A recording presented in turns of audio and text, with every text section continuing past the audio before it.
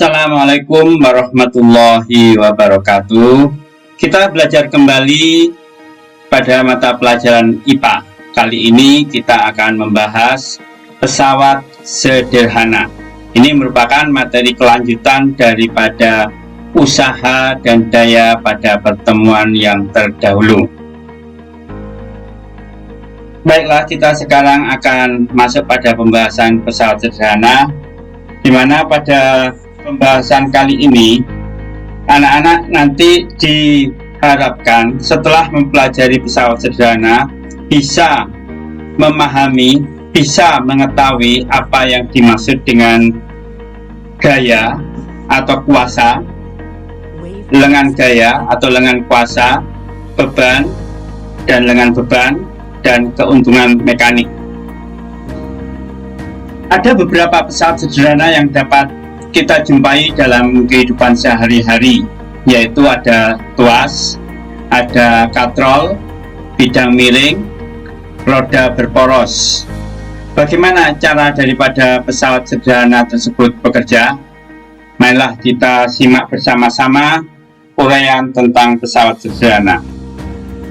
Sebelum kita masuk pada pembahasan pesawat sederhana, kita harus mengetahui terlebih dahulu apa itu pesawat sederhana dan mengapa orang menggunakan pesawat sederhana. Pesawat sederhana itu sebenarnya merupakan alat untuk mempermudah dan memperingan pekerjaan manusia. Jadi semua alat yang bisa memperingan dan mempermudah pekerjaan manusia itu digolongkan sebagai pesawat sederhana. Lalu mengapa orang menggunakan pesawat sederhana? Yang pertama, yaitu digunakan agar bisa memperkecil gaya untuk memudahkan melakukan pekerjaan. Jadi itu yang kita ketahui terlebih dahulu tadi. Kemudian yang ketiga, mempercepat pekerjaan. Yang keempat adalah mengubah arah atau besaran dari suatu gaya. Kita lihat jenis-jenis pesawat sederhana yang akan kita bahas kali ini. Yang pertama yaitu ada tuas atau pengungkit, yang kedua adalah katrol, yang ketiga bidang miring, dan roda berporos. Baiklah, kita sekarang akan membahas tentang tuas atau pengungkit. Untuk membahas tentang tuas atau pengungkit ini, kita harus memahami terlebih dahulu apa-apa yang ada pada tuas itu sendiri. Untuk itu kita akan mempelajari dengan cara melakukan pengamatan terhadap contoh tuas sederhana di dalam laboratorium.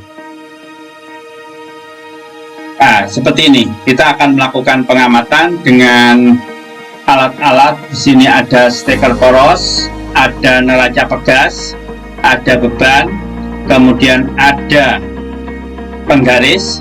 Ini adalah statif penyangga. Di sini. Karena itu nanti kita akan membuat atau merancang alat ini agar dalam kondisi seimbang terlebih dahulu antara sebelah kanan dan sebelah kiri. Kita coba dengan cara seperti ini. Jadi pada saat kita di dalam laboratorium, apabila kondisinya sudah seimbang, kita lihat dari depan, tanda ini sudah benar-benar lurus dengan statif dengan penyangga ini, berarti antara sebelah kiri dan sebelah kanan itu sudah seimbang, artinya sudah sama kondisinya. Setelah itu kita coba dengan beban. Di sini ada dua beban, dan di sini ada satu beban. Tapi kenapa di sini seimbang? Karena dua beban di sini masing-masing 25 gram, sedangkan yang satu di sini adalah 50 gram. Jaraknya sama dari titik pusat ini Nanti kita akan bahas apa itu bagian-bagiannya sampai ke beban yang bermassa 50 gram, juga dari titik pusat ini menuju ke beban yang massanya 25 gram. Kemudian kita coba dengan alat yang lain. Di sini kita gunakan beban dengan massa 50 gram. Kemudian kita ukur seberapa besar beban itu bisa disangga oleh gaya. Nah, ini ternyata sesuai dengan kenyataannya. Di situ menunjukkan 0,5. Jadi di sini, nah di sini adalah beban, ini adalah gaya atau kuasa, kemudian bagian tengah ini adalah tumpuan.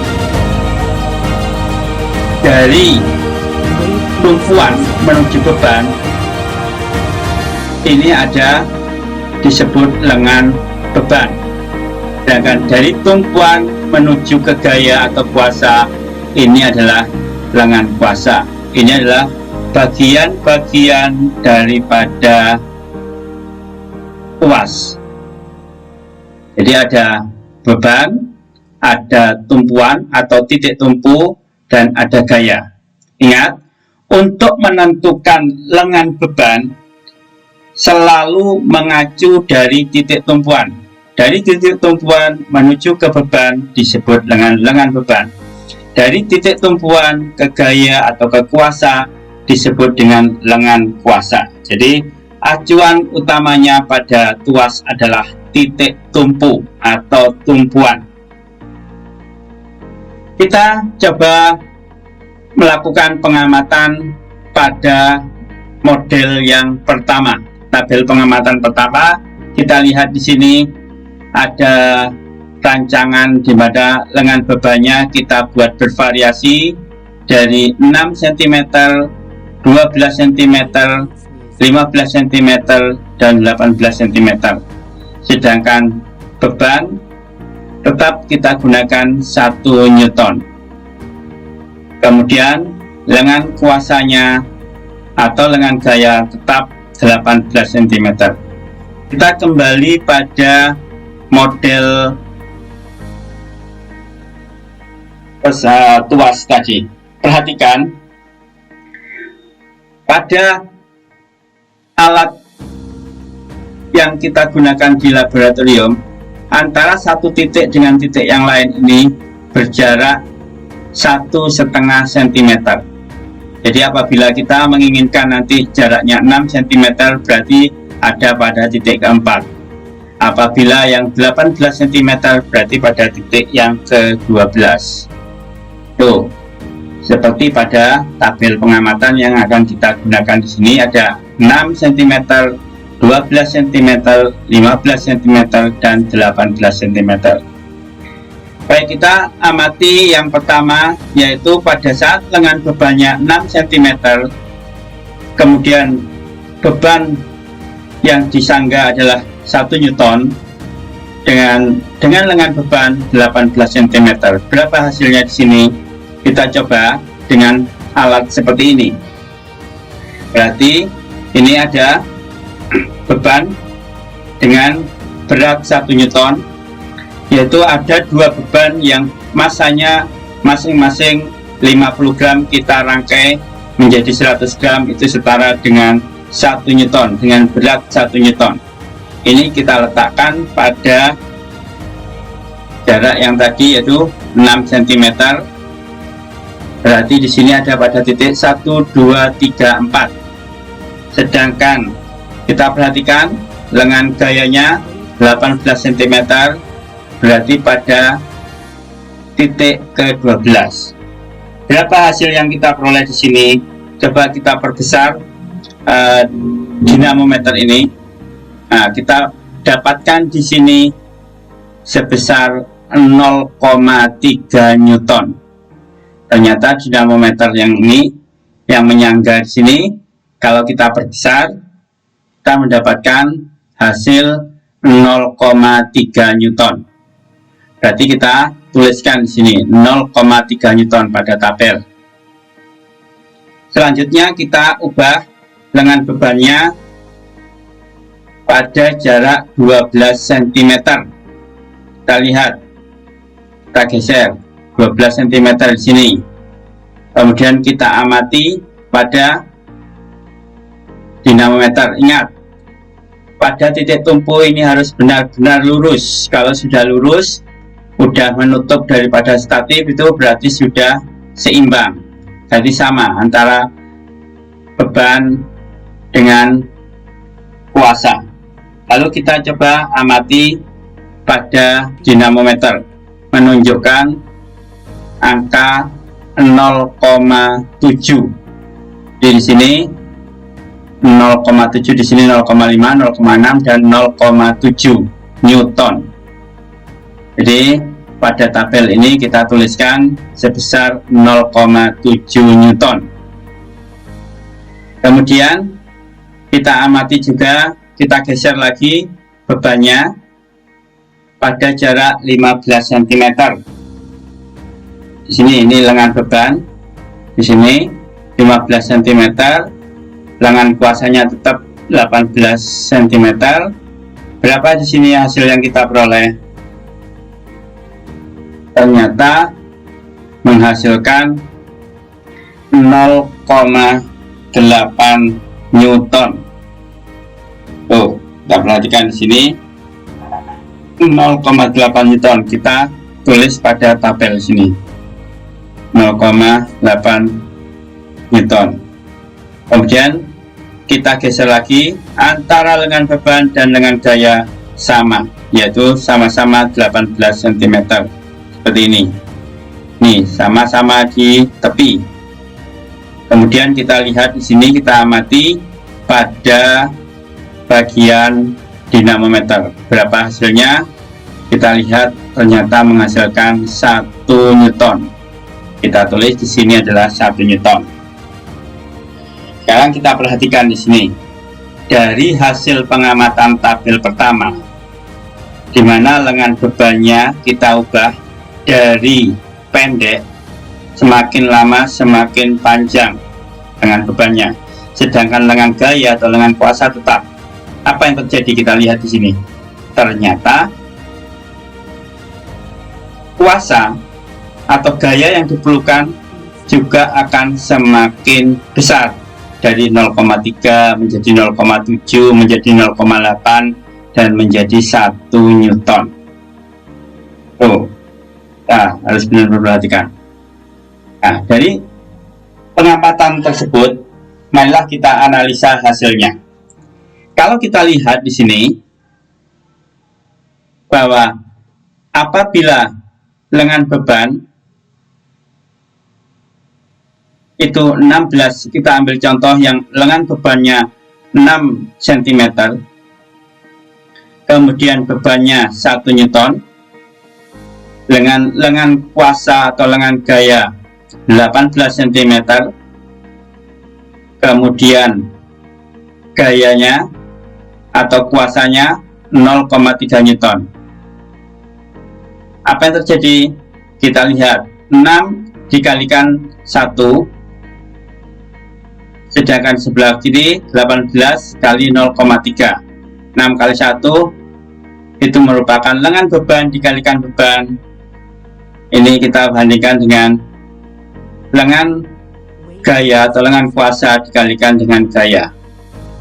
Ternyata bahwa hasilnya sama, yaitu lengan beban dikalikan beban sama dengan lengan kuasa dikalikan dengan kuasa.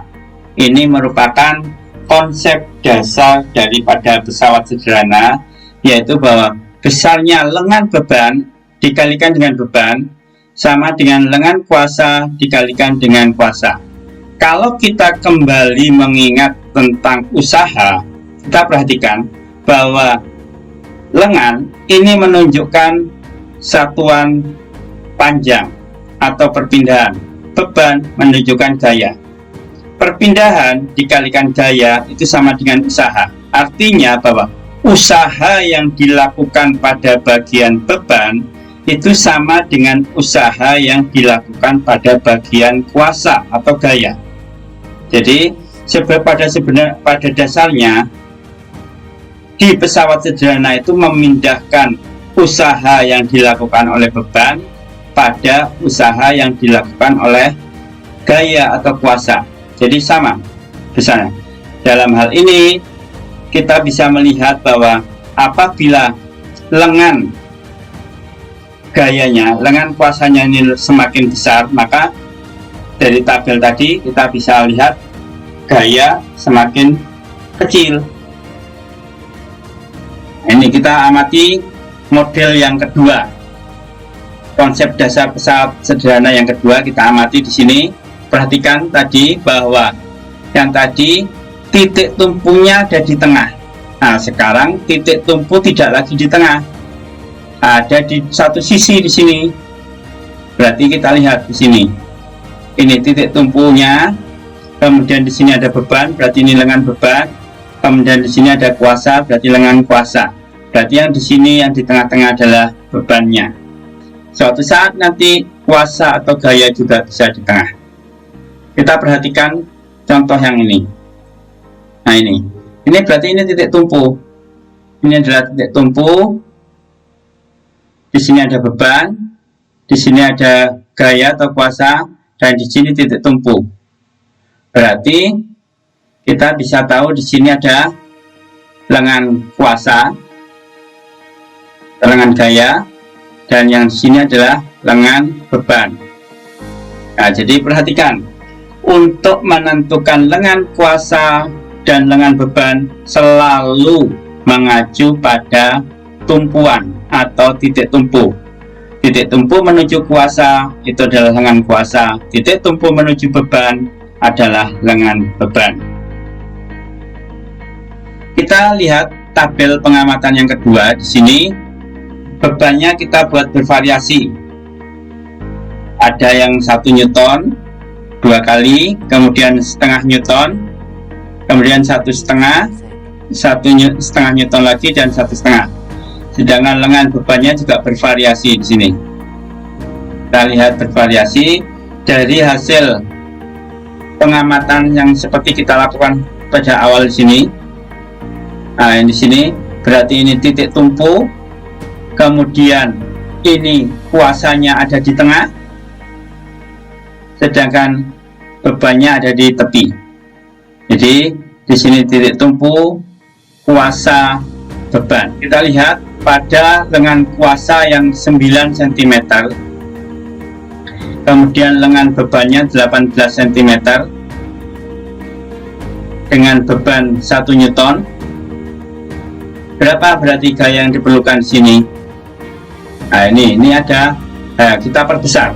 Nah, ini ternyata menghasilkan gaya sebesar 2 Newton. Nah, di sini.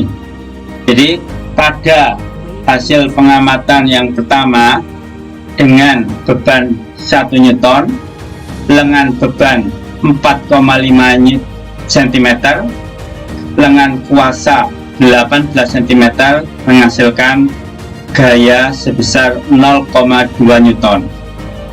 Apabila beban dikalikan dengan lengan beban, hasilnya 4,5 Newton cm.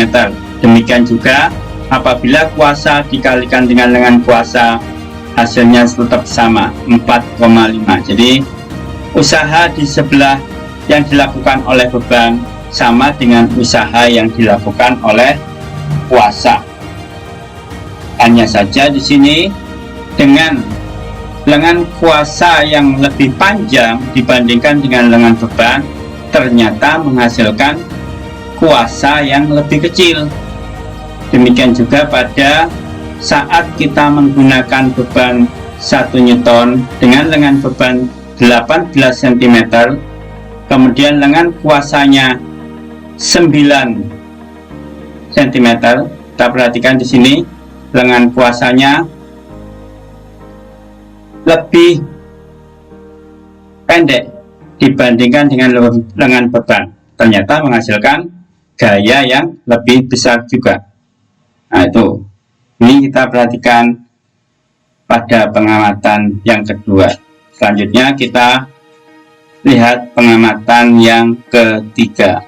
Selanjutnya pada pengamatan ketiga kita lihat di sini menggunakan beban 0,5 Nm,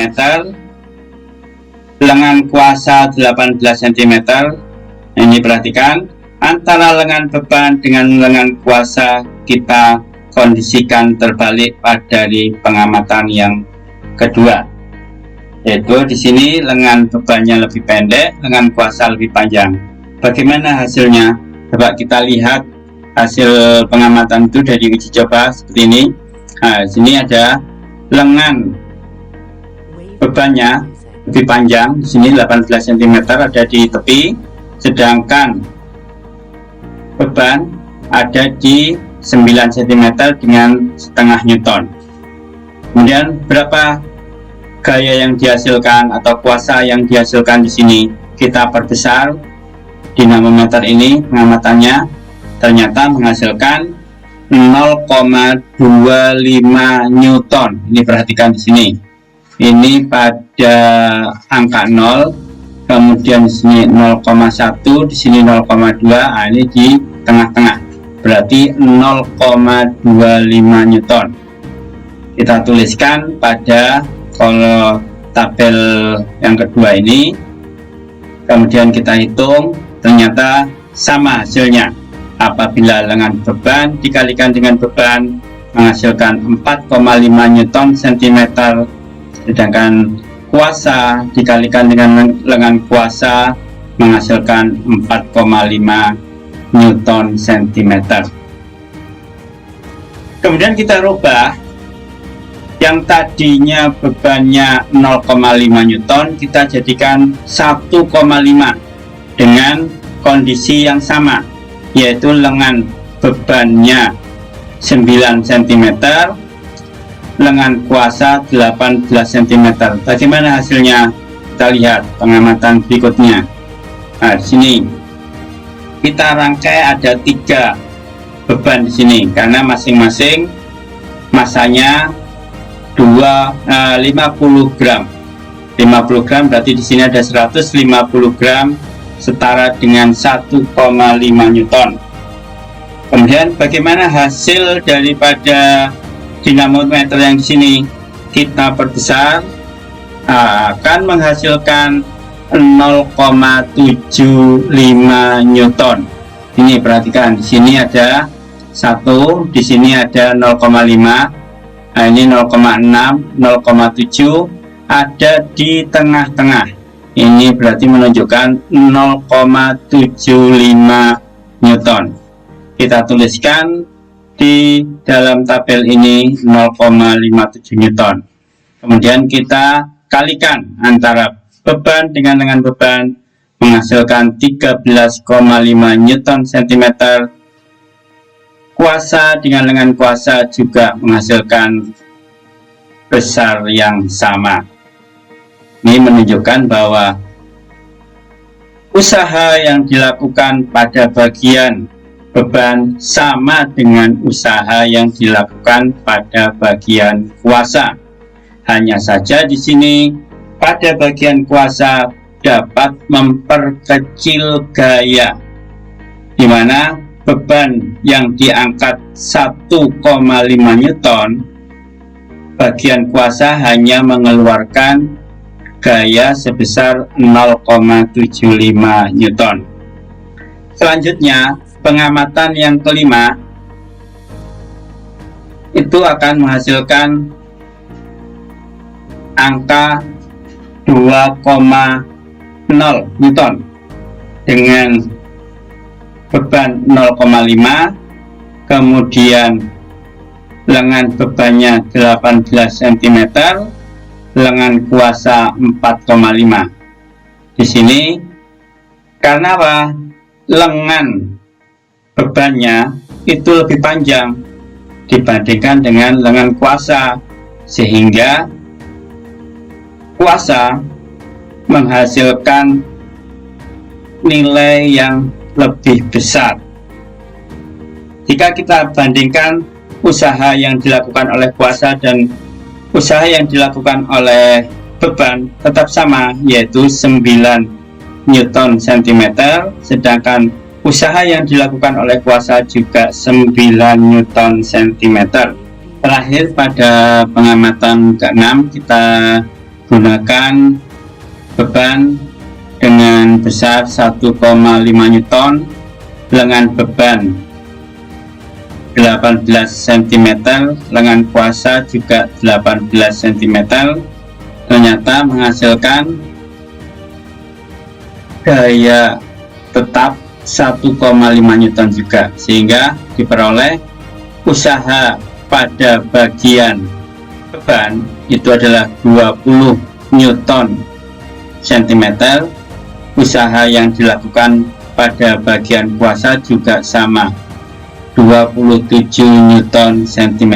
Berdasarkan dari dua model pengamatan yang sudah kita lakukan tadi, kita bisa membagi tipe tuas atau pengungkit itu ke dalam 3 macam, yaitu ada tuas atau pengungkit tipe pertama. Kita perhatikan di sini ada gaya atau kuasa, ada titik tumpu, dan ada beban. Titik tumpu ada di tengah-tengah. Ini tipe yang pertama. Jadi ada kuasa, kemudian ada tumpuan, dan ada beban. Apabila titik tumpunya berada di bagian tengah, ini merupakan tuas tipe pertama. Apa itu contohnya? Kita ambil contoh dalam kehidupan sehari-hari, itu ada gunting. Jadi pada bagian ujungnya ini merupakan beban, di tengah-tengah ini tumpuan, dan pada saat kita akan melakukan pemotongan, jari-jari kita masukkan pada bagian kedua lubang ini merupakan kuasa. Jadi titik tumpunya dari tengah. Selain itu juga ada tang. Di sini tang, pada bagian ujungnya ada beban, titik tumpu, dan kuasa. Tuh, tipe yang pertama. Tuas atau pengungkit tipe yang kedua, di sini kita perhatikan ada tumpuan, ada beban, ada kuasa. Jadi apabila beban ada di bagian tengah di antara tumpuan dan kuasa, itu adalah tipe yang kedua. Contohnya kita lihat ada gerobak dorong, titik tumpunya ada di depan, bebannya ada di tengah, dan di ujung adalah kuasa untuk mendorong. Selain itu juga ada pemotong kertas. Di sini titik tumpunya di ujung, kemudian bebannya ada di tengah, dan bagian ujung lagi adalah kuasa. Jadi beban berada di antara tumpuan dan kuasa. Tipe yang ketiga, tuas atau pengungkit tipe yang ketiga, apabila kuasanya yang berada di tengah. Jadi kuasa itu berada di antara tumpuan dan beban. Apa contohnya? Kita lihat penjepit roti. Di sini ada beban, kuasanya ada di tengah, kemudian ada tumpuan. Ada juga stapler. Jadi ada beban di ujung, kuasanya di tengah, kemudian ada titik tumpu di ujung lagi. Dari sini kita bisa mengambil kesimpulan bahwa konsep dasar tuas itu merupakan lengan beban dikalikan dengan beban, itu akan sama dengan lengan kuasa dikalikan dengan kuasa, atau lengan gaya dikalikan dengan gaya. Artinya di sini bahwa pada bagian beban ada usaha, pada bagian kuasa juga ada usaha. Usaha pada bagian beban sama dengan usaha yang dilakukan oleh kuasa. Hanya saja pada bagian kuasa ini bisa diperkecil gayanya. Nih, persamaannya bisa kita tuliskan seperti ini. Lengan beban LB dikalikan dengan beban B sama dengan lengan kuasa LF dikalikan dengan F, gaya atau kuasa. Keuntungan mekanik. Keuntungan mekanik itu adalah suatu nilai yang menggambarkan seberapa besar pesawat sederhana itu bermanfaat bagi manusia. Kita perhatikan, jika semakin pendek lengan beban, maka semakin kecil kuasa yang dibutuhkan atau gaya yang dibutuhkan. Demikian juga, semakin panjang lengan kuasa, maka semakin kecil juga kuasa yang dibutuhkan atau gaya yang dibutuhkan. Ini menunjukkan gambar semacam ini. Jadi ini adalah lengan beban, sedangkan sebelahnya lengan kuasa. Apabila lengan kuasanya semakin kita perpanjang, maka gaya yang dibutuhkan itu akan semakin kecil. Tapi apabila lengan bebannya semakin panjang, maka kuasanya juga akan semakin besar. Nah, itu akan mengakibatkan adanya perbedaan nilai keuntungan mekaniknya. Jadi, apabila kita ingin memindahkan beban dengan gaya yang sekecil-kecilnya, maka kita perpanjang lengan kuasanya. Sedangkan lengan bebannya kita buat lebih pendek.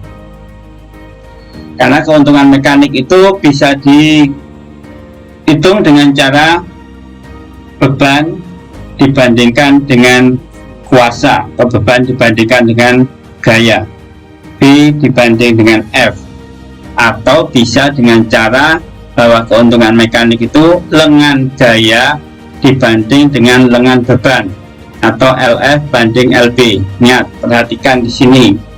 Apabila kita menggunakan beban dan kuasa, itu perbandingannya antara beban dibanding kuasa.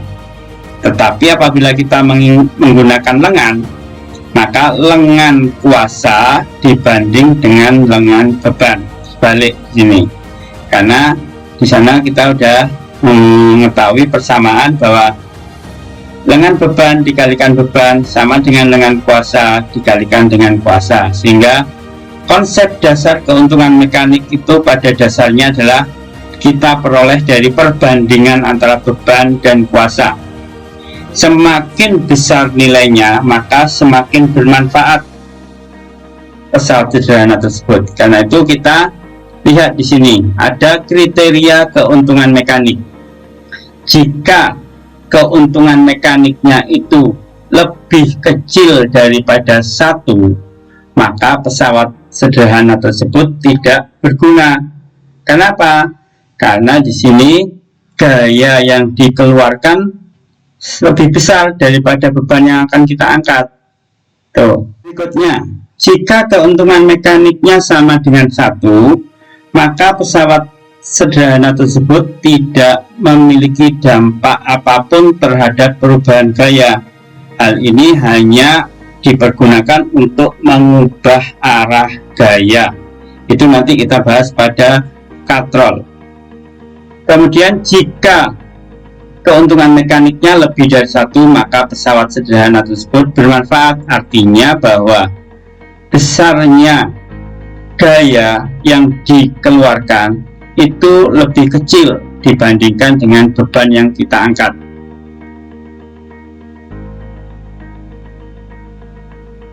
Berikutnya di sini, seperti yang sudah kita bahas tadi, tipe-tipe pesawat sederhana, dalam hal ini tuas atau pengungkit. Tuas tipe pertama itu jika tumpuan berada di antara beban dan kuasa. Tuas tipe yang kedua apabila beban berada di antara tumpuan dan kuasa. Kemudian tuas tipe yang ketiga apabila kuasa berada di antara beban dan tumpuan, sehingga kita bisa untuk lebih mengingatnya adalah TBK. Jadi yang bagian tengah kita ingat-ingat, itu tipe pertama tumpuan di tengah, tipe kedua beban di tengah, tipe ketiga kuasa yang di tengah. Jadi TBK ini yang perlu diperhatikan. Selanjutnya kita bahas katrol. Katrol kita bagi menjadi 3. Yang pertama adalah katrol tetap. Kenapa disebut dengan katrol tetap? Karena katrol ini tidak bergerak, jadi berada di satu tempat tanpa bergerak secara bebas. Hanya saja dia hanya bisa berputar pada porosnya. Jadi di sini ada bagian kuasa atau gaya, di tengah-tengah di porosnya ini adalah tumpuan, sedangkan di sini adalah beban. Artinya di sini bahwa untuk menentukan lengan kuasa kita hitung dari titik tumpu. Ini adalah lengan kuasa.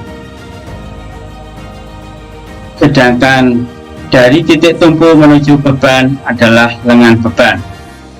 Karena ini berupa lingkaran, maka panjang lengan kuasa itu sama dengan panjang lengan beban.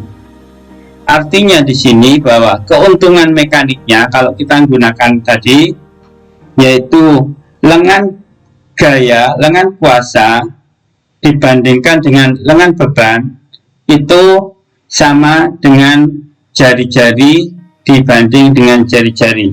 Artinya pada katrol tetap keuntungan mekaniknya adalah 1. Artinya apa? Jika di sini ada kuasa F, kemudian ada beban B, di mana bebannya itu adalah 100 Newton, maka kita juga akan mengeluarkan kuasa sebesar 100 Newton. Nah, berarti di sini tidak berdampak terhadap besar kecilnya gaya yang kita keluarkan. Tapi pesawat sederhana ini mempermudah pekerjaan manusia karena mengubah arah gaya. Kita menarik ke arah bawah, tapi bebannya ini akan berpindah ke atas.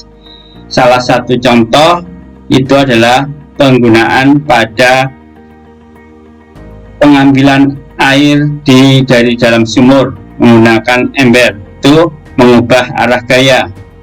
Kita menaikkan bendera juga mengubah arah gaya. Kita tidak perlu masuk ke dalam sumur untuk mengambil air atau naik pada tiang bendera untuk mengibarkan bendera. Ini dengan pesawat sederhana kita bisa mengubah arah gaya.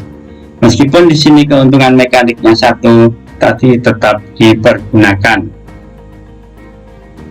Selanjutnya adalah katrol bergerak. Kenapa dikatakan katrol bergerak? Karena katrol ini bisa bebas bergerak kemana-mana.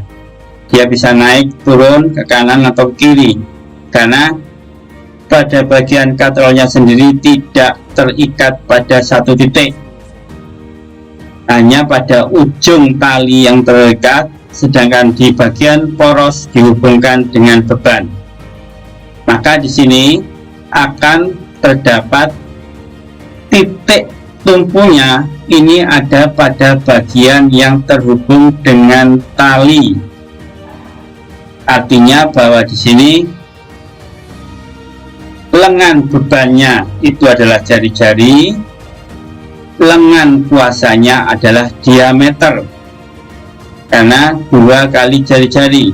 Jadi dari ujung ke ujung ini adalah lengan kuasa, sedangkan lengan bebannya dari poros menuju pada tali yang terikat, pada bagian tali yang terikat di dinding, sehingga kita dapatkan keuntungan mekanik untuk katrol bergerak itu adalah lengan gaya dibandingkan dengan beban, artinya diameter dibanding dengan jari-jari.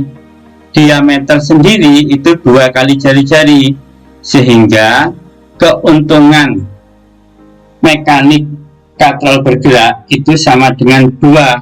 Artinya bahwa apabila di sini ada gaya atau kuasa, kemudian di sini ada beban di sini 100 Newton, maka kita hanya membutuhkan gaya sebesar 50 Newton, jadi setengahnya saja. Itu keuntungan mekaniknya. Jadi dengan mengangkat beban sebesar 100 Newton, kita hanya butuh gaya 50 Newton.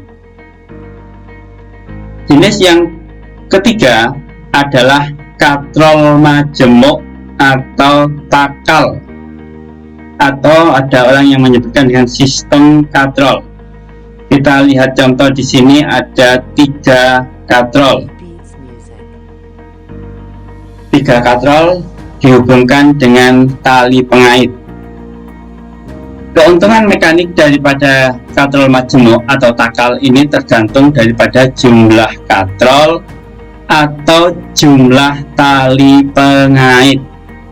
Kita perhatikan di sini ada 3 katrol, maka keuntungan mekaniknya itu sama dengan 3. Kita juga lihat di sini ada 3 tali pengait. Kita perhatikan di sini ada 1, 2, dan 3. Berarti keuntungan mekanik daripada katrol ini adalah 3. Artinya apabila di sini ada kuasa atau gaya, kemudian di sini ada bebannya sebesar 150 Newton, maka kita hanya membutuhkan kuasa atau gaya 50 Newton, hanya 1/3 daripada beban yang akan kita angkat. Itu daripada katrol majemuk. Selanjutnya kita perhatikan contoh soal untuk pesawat sederhana. Yang pertama, kita perhatikan gambar ini. Ada seseorang yang sedang mendorong gerobak. Di gerobak itu ada beban, ada batu. Di sini perhatikan antara tangan sampai dengan as roda ini disebut dengan titik AC, panjangnya 2 meter.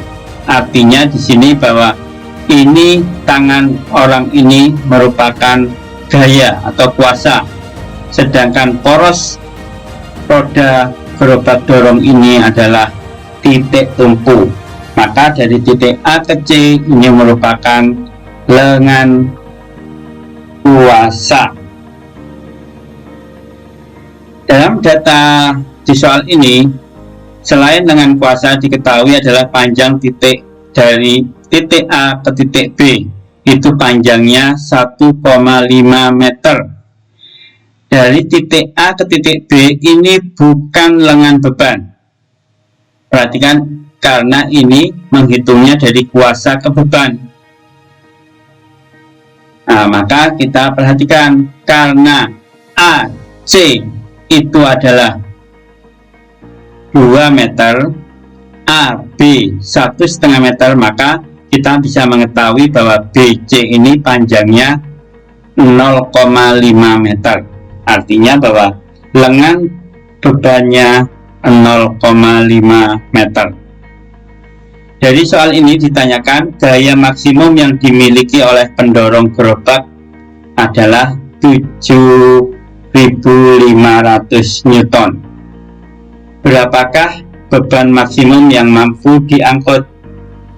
Kita lihat pembahasannya. Seperti biasa, sebelum menjawab kita perlu data-data terlebih dahulu, yaitu dengan diketahui bahwa lengan kuasa yaitu dari titik A ke C 2 meter, jarak A ke B 1,5 meter. Ini jarak kuasa ke beban, bukan dengan beban ya. Kemudian kuasa atau gaya maksimumnya 7.500 Newton. Berapa beban maksimum yang dibutuhkan? Nah, berapa beban maksimum yang bisa diangkut?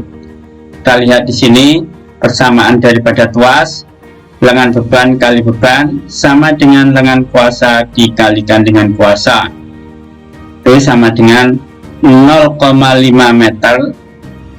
Ini adalah lengan bebannya, diperoleh dari 2 meter dikurangi 1,5 dikalikan beban yang belum diketahui, sama dengan 2. Ini lengan kuasa dikalikan dengan kuasa 7.500, maka 0,5 kali beban sama dengan 15.000 Newton meter.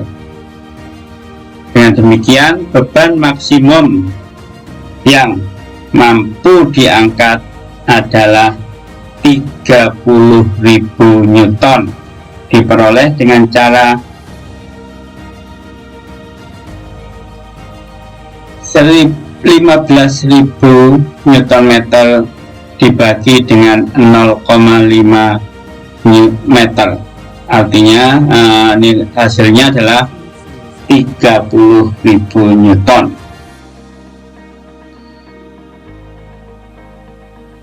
Selanjutnya, contoh soal yang kedua, ini hubungannya dengan katrol, dan di sini adalah katrol majemuk atau sistem katrol dengan 4 katrol. Artinya di sini juga ada 4 tali pengait, 1, 2, 3, 4. Kita lihat soalnya. Perhatikan gambar berikut, gambar katrol ini. Sistem katrol di atas terdiri dari 4 katrol. Berapakah besar gaya minimum yang diperlukan untuk mengangkat beban? Perhatikan di sini, beban yang digambarkan di sini adalah 10.000 Newton. Katrol ini ada 4 tali pengait, atau dia juga memiliki 4 katrol. Artinya bahwa sistem ini memiliki keuntungan mekanik 4. Kita biasakan untuk mendata terlebih dahulu dalam menjawab persoalan.